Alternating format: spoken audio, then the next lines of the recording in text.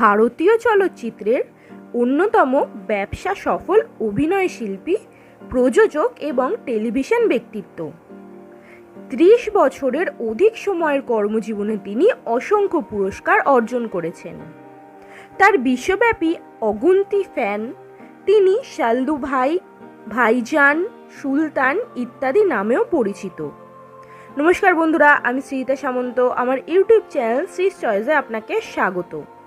আজ আমি বলিউডের ভাইজান সালমান খানের জীবনী নিয়ে কিছু কথা আপনাদের সাথে শেয়ার করব। ভিডিওটি শেষ পর্যন্ত দেখুন, আশা করি আপনাদের ভালো লাগবে। সালমান খানের পুরো নাম আব্দুর রশিদ সেলিম সালমান খান, তবে তিনি সালমান খান নামেই পরিচিত।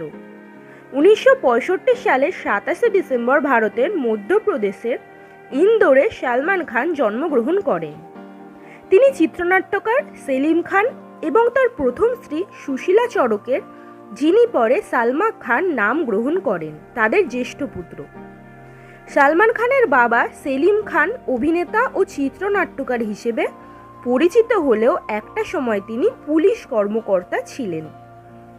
সেলিম সুশীলা দম্পতির 4 সন্তানের বাকিরা হলেন 2 পুত্র অভিনেতা ও প্রযোজক আরবাজ খান ও সোহেল খান এবং 1 কন্যা প্রযোজক ও পোশাক নকশাবিদ আলভিরা খান অগ্নিহোত্রী, যিনি অভিনেতা ও পরিচালক অতুল অগ্নিহোত্রীকে বিয়ে করেন।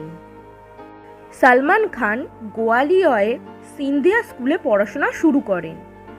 সেখানে তিনি ও তার ছোট ভাই আরবাজ কয়েক বছর পড়াশোনা করেন। এরপর তিনি মুম্বাইয়ের বান্দ্রার সেন্ট স্ট্যানিসলস হাই স্কুল থেকে তার স্কুল জীবন সমাপ্ত করেন।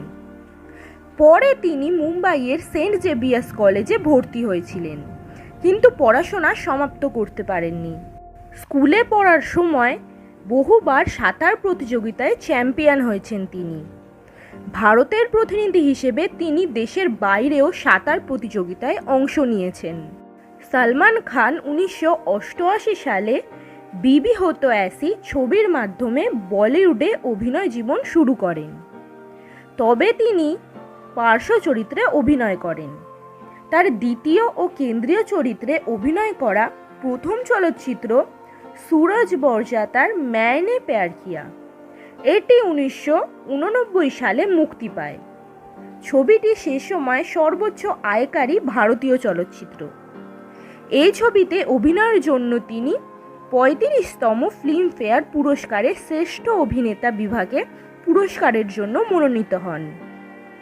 ম্যায়নে প্যার কিয়া ছবিটি ইংরেজি ভাষায় হোয়েন লাভ কলস, স্পেনীয় ভাষায় তে আমো ও তেলেগু ভাষায় প্রেমা পাভুরালু নামে ডাবিং করা হয়। 1990 সালে সালমান অভিনীত বাঘি আর রেবেল ফর লাভ ছবিটি বক্স অফিসে সফলতা অর্জন করেন। 1991 সালে তিনি সঞ্জয় দত্ত ও মাধুরী দীক্ষিতের সাথে সার্জন চলচ্চিত্রে অভিনয় করেন। 1994 সালে সালমান রাজকুমার সন্তোষীর আন্দাজ আপনা আপনা ছবিতে আমির খানের সাথে শ্রেষ্ঠাংশে অভিনয় করেন। মুক্তির পর চলচ্চিত্রটি বক্স অফিসে ব্যর্থ হলেও পরবর্তীকালে তিনি কাল্ট তকমা লাভ করেন। পরের বছর তিনি পুনরায় সুরজ বরজাতার পরিচালনায় হাম আপকে হ্যাঁ কন এই মাধুরী দীক্ষিতের বিপরীতে অভিনয় করেন। ছবিটি 1995 সালের ফিল্মফেয়ার পুরস্কারে শ্রেষ্ঠ চলচ্চিত্র, শ্রেষ্ঠ পরিচালক ও শ্রেষ্ঠ অভিনেত্রী বিভাগে তিনি পুরস্কার অর্জন করেন এবং সুস্থ বিনোদন প্রদানকারী শ্রেষ্ঠ জনপ্রিয় চলচ্চিত্র বিভাগে জাতীয় চলচ্চিত্র পুরস্কার অর্জন করে। বিশ্বব্যাপী 1.35 বিলিয়ন আয়কারী চলচ্চিত্রটি এই বছরের সর্বোচ্চ আয়কারী চলচ্চিত্র। এটি বক্স অফিস ইন্ডিয়ার হিন্দি চলচ্চিত্রের সর্বকালের সেরা ব্লকবাস্টার তালিকার অন্যতম চলচ্চিত্র। বক্স অফিস ইন্ডিয়া অনুসারে 2006 সালেও এটি বলিউডের 4র্থ সর্বোচ্চ আয়কারী চলচ্চিত্র ছিল। 1995 সালে তিনি রাকেশ রোশনের করণ অর্জুন ছবিতে শাহরুখ খানের সাথে অভিনয় করেন। এই ছবিতে করণ চরিত্রে নাম ভূমিকায় তার অভিনয়ের জন্য তিনি শ্রেষ্ঠ অভিনেতা বিভাগে ফিল্মফেয়ার পুরস্কারে মনোনয়ন লাভ করেন। পরের বছর তিনি সঞ্জয় লীলা ভান্সালীর অভিষেক চলচ্চিত্র খামোশি দ্য মিউজিক্যাল ছবিতে অভিনয় করেন। এছাড়া এই বছর তাকে রাজ কানোয়ারের জিত ছবিতে দেখা যায়। 1997 সালে তার অভিনীত দুটি চলচ্চিত্র মুক্তি পায়, সেগুলো হলো জুড়ওয়া ও আউজার। 1998 সালে তিনি করণ জোহরের অভিষেক চলচ্চিত্র কুছ কুছ হোতা হে খনির চরিত্রে অভিনয় করেন। তার জন্য তিনি শ্রেষ্ঠ পার্শ্ব অভিনেতা বিভাগে ফিল্মফেয়ার পুরস্কার লাভ করেন।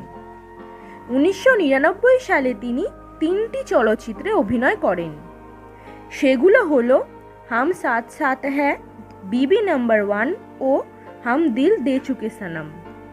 সঞ্জয় লীলা ভান্সালীর হাম দিল দে চুকে সনম ছবিতে তিনি ঐশ্বর্য রায় ও অজয় দেবগনের সাথে অভিনয় করে শ্রেষ্ঠ অভিনেতা বিভাগে আরেকটি ফিল্মফেয়ার পুরস্কারের মনোনয়ন লাভ করেন। তার অভিনয় সম্পর্কে রেডিফ কমের শর্মিলা তেলেকুলাম লিখেন, সালমান নিজেকে প্রিয় করে নিয়েছে।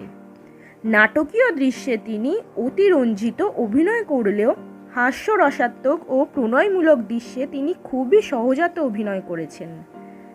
পরবর্তী দশকগুলোতে তার উল্লেখযোগ্য চলচ্চিত্রগুলি হল তেরে নাম, কিউকি, মুঝসে শাদি করোগি, পার্টনার, বডিগার্ড, কিক, বীর, নো এন্ট্রি, দাবাং, রেডি, এক থা টাইগার, বজরঙ্গি ভাইজান, ওয়ান্টেড, সুলতান ইত্যাদি।